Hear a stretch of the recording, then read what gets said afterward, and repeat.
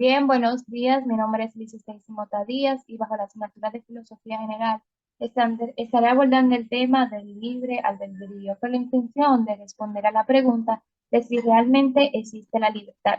Para empezar, planteemos un ejemplo. Supongamos que estás escogiendo tu comida en un restaurante de comida y al llegar a los postres no te decides por un durazno o por comer una rebanada de pastel. A pesar de que no quieres engordar, tomas el pastel y no el durazno. Entonces, al siguiente día te pesas en la báscula y te ves en el espejo y te sientes más gorda. Y entonces piensas, ojalá no me hubiera comido ese pastel de chocolate, en lugar pude haber tomado el durazno. Pero, ¿qué significa esto? ¿Será cierto que pudiste elegir algo diferente a lo que ya elegiste? Cuando dices esta frase, no solo dices que tuviste la oportunidad de tomar el durazno, sino que también crees que pudiste haber hecho algo diferente a lo que hiciste. Sin embargo, solo tu elección decidió cuál sería. Pero es así realmente. Realmente solo depende de ti, tu elección. Cuando dices que pudiste haber tomado un durazno en su lugar, también quiere decir que pudiste haberlo escogido. Pero, ¿qué significa esto? ¿Cómo en realidad sucedieron las cosas? Para responder a esta pregunta, no podemos pensar en otras ocasiones que hayas elegido la fruta. Sigues pensando que pudiste haber escogido el durazno, cuando en realidad tomaste el pastel. La única diferencia sería que en lugar de que pensaras que importa uno al año no hace daño y tomar el pastel, hubieras pensado mejor no y tomaras el durazno. Entonces, este es un ejemplo de la idea de poder y haber podido, que solo se aplica a las personas. Pongamos un ejemplo. Hay un coche y decimos que este pudo haber llegado a lo alto de la colina. El pudo haber sería que tiene la potencia necesaria para llegar, pero si no es por una persona que lo condujera, este no pudiera llegar hasta la cima. Pero cuando hablamos de personas, pensamos que pudimos hacer algo sin haberlo hecho. ¿Y qué significa esto? Parte puede ser nada, hasta que decidas irrevocablemente una de tus opciones, durazno o pastel. Hasta ese momento las posibilidades están abiertas porque nada está predeterminado. Entonces, el determinismo, aquí es donde entra el determinismo. Algunas cosas de la naturaleza están determinadas de antemano, como por ejemplo está determinado que saldrá el sol a cierta hora y no hay posibilidad de que no salga. Para que esto no pase, o sea, que el sol no salga, la Tierra tendría que dejar de girar o que ésta dejara de existir. Y si no hay posibilidad de que esto pase tampoco, hay posibilidad de que mañana no salga el sol. Esto es el determinismo. Cosas que pasan sí o sí, al menos que algo las cambie.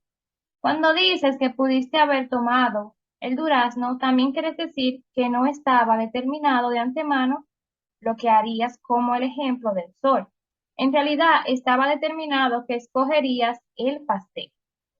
Pero ¿cómo podría también ser cierto que pudiste haber escogido la fruta? Si bien nada te habría impedido tomar el durazno, si lo hubieras elegido, pero esos y sí, y si tal vez no equivalen a decir que pudiste haber escogido el durazno, ya que tomaste las responsabilidades ya que cerraste todas las posibilidades al tomar el pastel. Ahora bien, ciertas personas piensan que nunca nos es posible hacer algo diferente de lo que hacemos realmente. Estos entienden que todo lo que hacemos depende de nuestras elecciones, decisiones y necesidades, y que en diferentes circunstancias tomaríamos diferentes decisiones. Ellos reconocen que las circunstancias que sucedieron antes de que actuemos van a determinar nuestras decisiones y decisiones.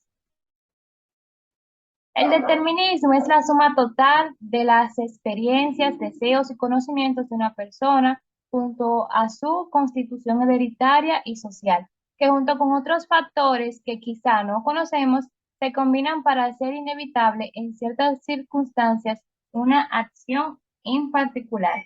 Esto quiere decir que todo lo que pasó antes de una acción o decisión determinará lo que pasará y eliminan cualquier otra posibilidad. Con el ejemplo del pastel y el durazno, dentro de ti ya se había determinado que tomarías el pastel y no pudiste haber tomado el durazno y punto. Ahí se quedó. En este sentido, el proceso de decisión solo es la búsqueda del resultado determinado dentro de tu mente. Y si el determinismo se aplica a todo, incluso antes de que nacieras y ya estaba predeterminado que tomarías el pastel, lo que crees que sería tu decisión ya estaba determinado por alguna situación anterior, que también estuvo determinada por otra y así sucesivamente. En este caso, el determinismo sería muy importante en cuanto a nuestras decisiones y la responsabilidad de lo que hacemos. Bien, en esa misma línea del determinismo, y si crees en este, ¿tendrías sentido culparte por haber cedido ante la tentación al comer el pastel de chocolate? Claramente no tiene sentido, ya que está previsto que tomarías el pastel de chocolate. Mucho menos tendría sentido el hecho de que haya una fruta en la mesa si igual no puedes tomarla. Si realmente no podemos hacernos responsables de nuestras acciones, el determinismo trae a la mesa el siguiente problema que plantearemos con una pregunta. ¿Podrías culpar razonablemente a alguien por haber hecho algo malo o elogiarlo por haber hecho algo bueno? Así como no podemos culparnos por comer un pastel, tampoco puedes hacer responsable a alguien por haber hecho algo bueno.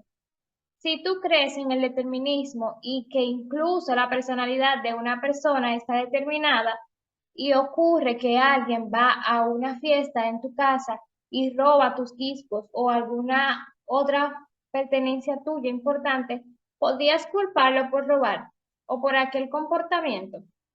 En cuanto a este ejemplo y los demás planteados, las personas suelen tener discrepancia en cuanto a la respuesta. Algunos piensan que sí, el determinismo no se puede elogiar ni culpar razonablemente. Sin embargo, otros piensan que de todas formas tiene sentido alabar las buenas acciones y castigar las malas, aunque sean inevitables.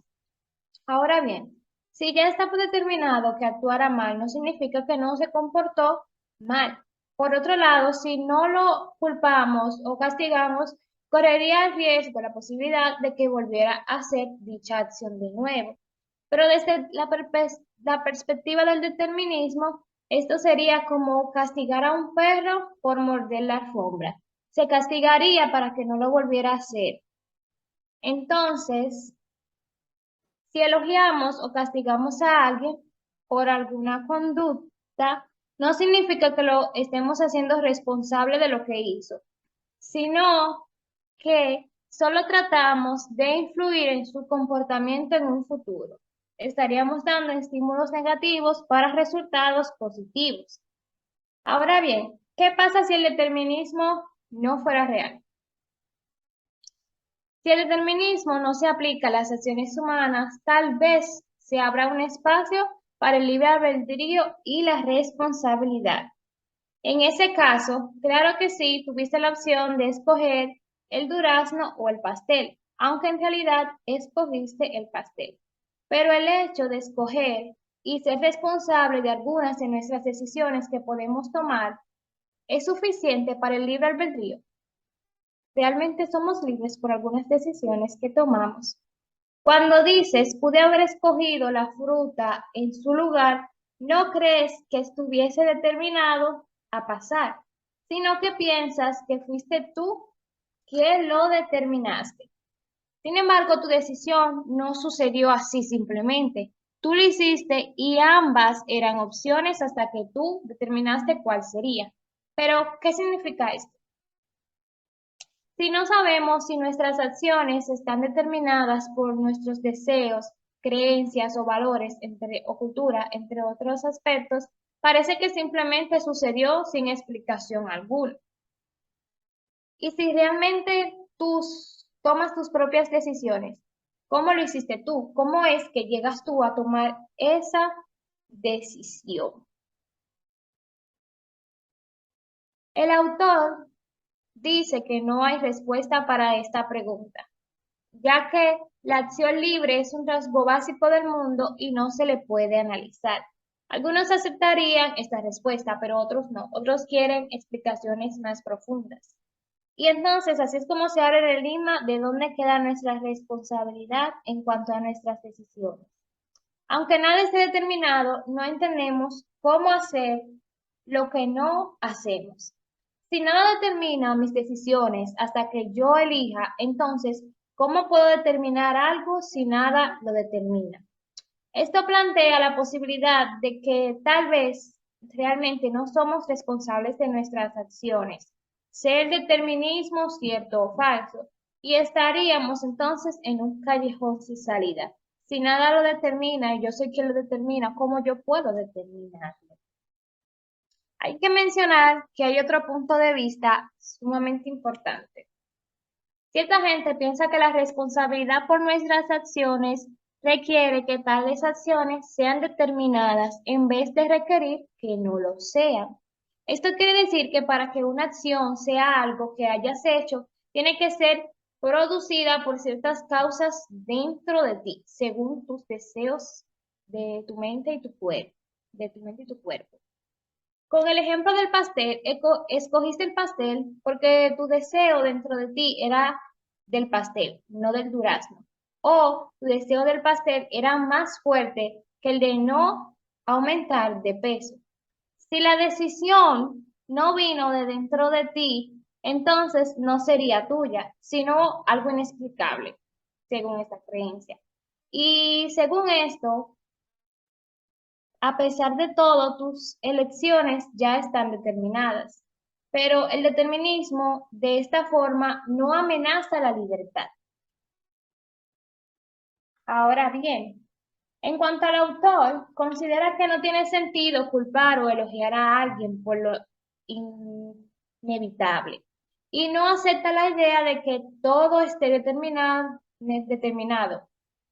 En este caso, si pensara que todo está determinado, se sentiría atrapado y si viera a las demás personas así, entonces sentiría a la humanidad como un conjunto de marionetas. Por otra parte, no le ve relevancia a la responsabilidad. Si todo está determinado, no somos responsables de lo que esté determinado, porque no son nuestras decisiones.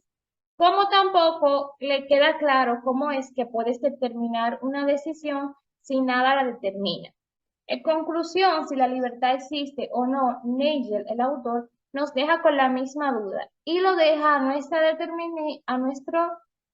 determinismo o a nuestra libertad del día. Gracias por su atención. Hasta aquí fue nuestra